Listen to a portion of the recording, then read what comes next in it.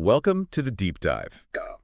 Okay, today we're really getting into the weeds with the latest market brief, the one from October 6th, 2025. We're looking at global performance through Q3.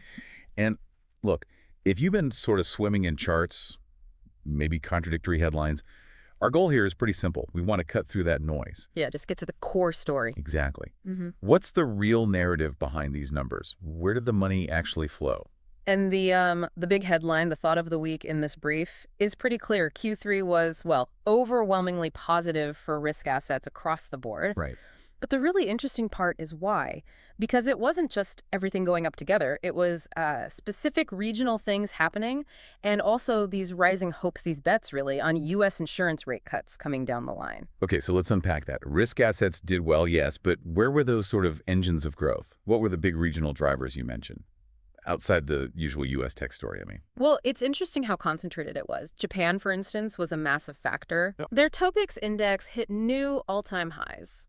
And that seems largely tied to expectations of fiscal stimulus, plus some progress on that U.S.-Japan trade deal. Right, that's been bubbling for a while. Exactly. But the, let's say, undisputed winner for the quarter, that was emerging markets. Ah, EM.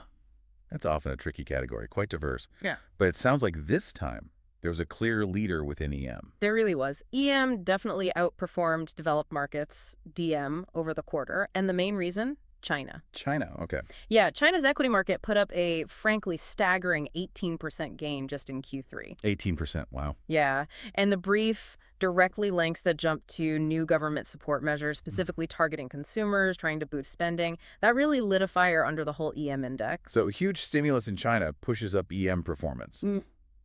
Meanwhile, developed markets, they were still climbing too. They were, yeah. Still positive. In the U.S., the S&P 500, kept getting a boost from tech strength.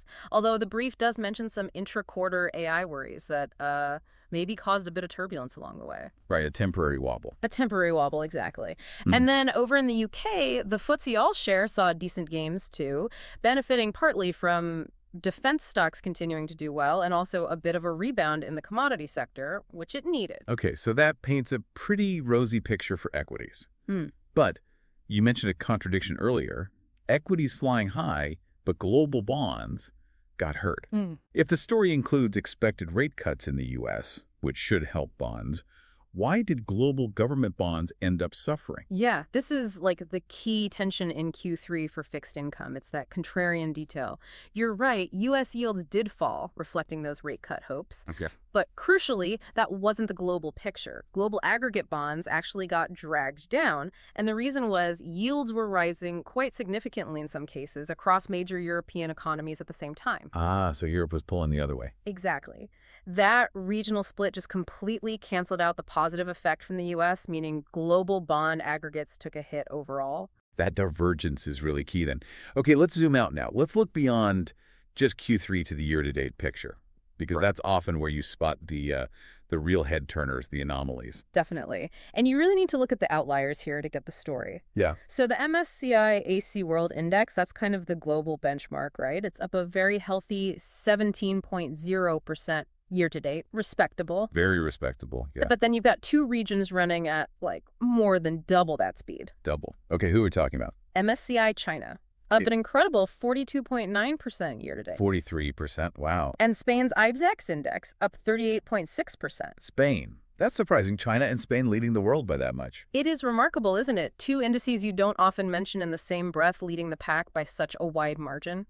And what about the rest of Europe? Did Spain pull everyone else up? Well, maybe not to that extent, but yeah, the broader European equity market showed some really impressive strength year to date. You look at Germany's DAX, Italy's FTSE EMEA, the wider MSCI Europe index, generally posting YTD gains well north of 20%. So real depth there, not just outliers. Exactly. There's some surprising resilience under the surface in Europe. And just for context, the S&P 500 in the U.S., it's sitting around 15.3% year to date. Okay. Which puts it basically neck and neck with Japan's TOPIX, which is at 15.0%. Huh. U.S. and Japan are performing almost identically year to date. That's not something many would have predicted a year ago. Definitely not. It's quite a data point. Okay, let's pivot to sectors because, what drives the U.S. market often has ripples everywhere. And looking at the YTD sector performance, it's not just strong.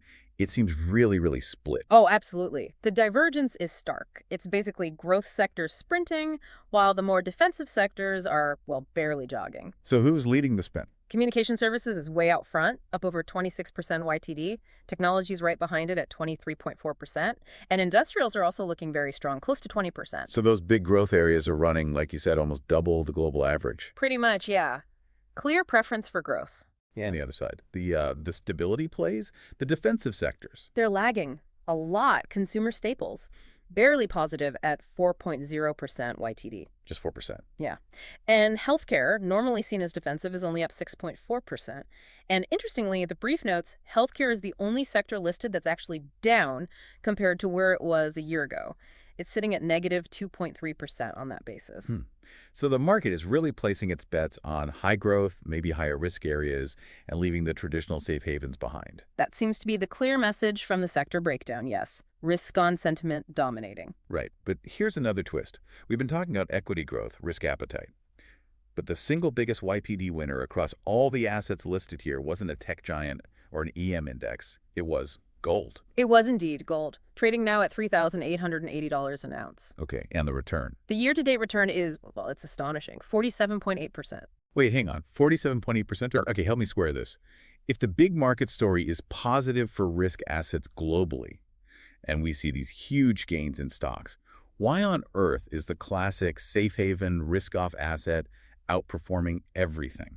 Yeah, it's a bit of a puzzle, isn't it? Doesn't that suggest some kind of deep worry? Like maybe about currencies or global stability that isn't fully showing up in equity prices yet? I think it suggests, well, maybe simultaneous contradictory demands.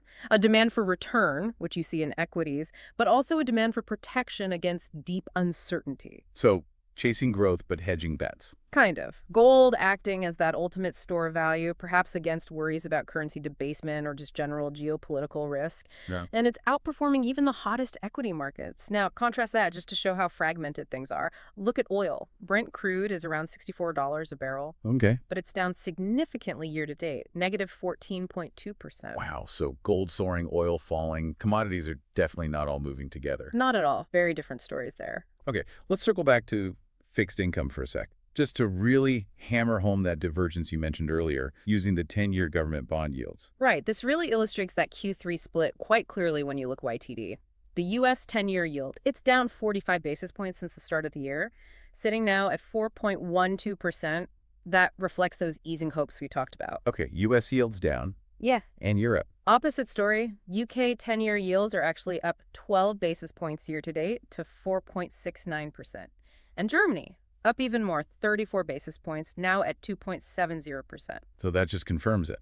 While the U.S. market was pricing in easing, European yields were climbing, creating that drag on global bonds. Precisely. It nails down that divergence trend. Super important context. Now let's quickly touch on currencies, especially thinking about that massive equity performance in China and Japan. The brief flags two interesting levels for the yen and the yuan against the U.S. dollar. Yeah, two key Asian currencies. The Japanese yen, it strengthened a bit against the dollar year to date. It was around 157 yen per dollar at the start of the year. Now it's about 147. Okay, so a modest strengthening. What does that tell us alongside the two peaks hitting all-time highs? Well, it suggests investors aren't just chasing the stock market rally blindly. There seems to be some underlying confidence or at least stability perceived in the yen itself, maybe anticipating that stimulus finally kicking in effectively. Possibly. And the Chinese yuan? It also strengthened, but even less, right? From 7.34 to 7.14 yuan per dollar. What's the signal there amidst that, 40+% equity boom? It's subtle, but I think that slight strengthening suggests pretty careful, maybe successful management of capital flows by the authority. Controlling the flows. Yeah, and maybe some confidence that the government's interventions are working. It hints that China's managing to stabilize its currency even while engineering the strong growth through stimulus. It's not a runaway currency devaluation alongside the equity boom. Right, okay. That makes sense. Now, shifting gears slightly to the broader macro picture. The macro table in the brief, it kind of helps explain why governments might have made some of the policy choices that drove Q3.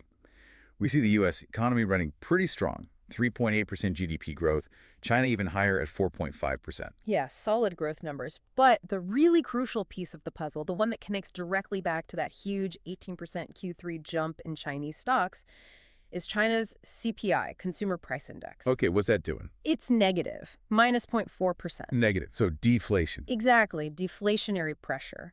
And that is the likely reason, the sort of economic alarm bell. Maybe that likely prompted the government to roll out those big consumer support measures we talked about. So the stimulus wasn't just opportunistic, it was driven by necessity, by deflation fears. That's certainly what the data suggests, growth driven by a need to combat falling prices. Okay. And meanwhile, inflation elsewhere. Still a thing. Oh yeah, managed maybe, but definitely present. U.S. CPI is shown at 2.9%, Eurozone a bit lower at 2.2%. So the inflation fight isn't over, but the dynamics are just totally different around the world.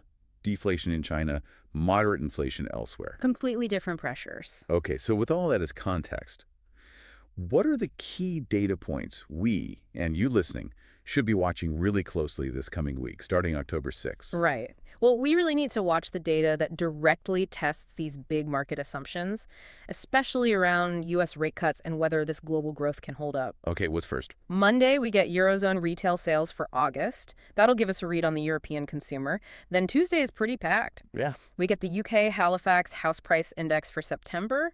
But the big one, really, is U.S. consumer inflation expectations, also for September. The prior reading was 3.2%. Right. That U.S. inflation expectation number feels like the absolute tightrope the market is walking. Pricing in cuts while expectations are still over 3%. It really is. That's a critical number.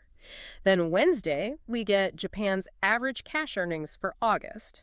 That's a direct test of whether their strong market performance is actually starting to translate into sustainable wage growth, which the Bank of Japan wants to see. Okay, wage growth in Japan. And Friday wraps it up with the University of Michigan Consumer Sentiment Index for October in the U.S.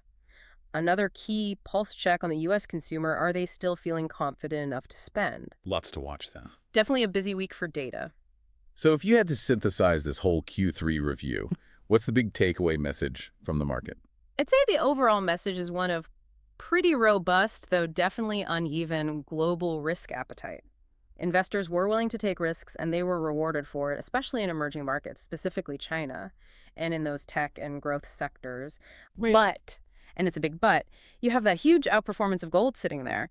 That introduces this real tension. It's like a simultaneous hunger for risk and a deep-seated fear about what might be coming next, all happening alongside some very significant government policy moves, especially in China. Okay, so that leaves us and you listening with a final thought to chew on this week. It's really about that tension, isn't it? Given the strong market run we've seen, particularly fueled by hopes of U.S. rate cuts, can the Federal Reserve actually deliver those cuts the market expects, especially when the last reading on U.S. consumer inflation expectations was still up at 3.2%? How does that expectation square with the actual data coming out? That gap, that tension between bullish hopes and potentially sticky inflation reality, that feels like the central challenge to watch right now.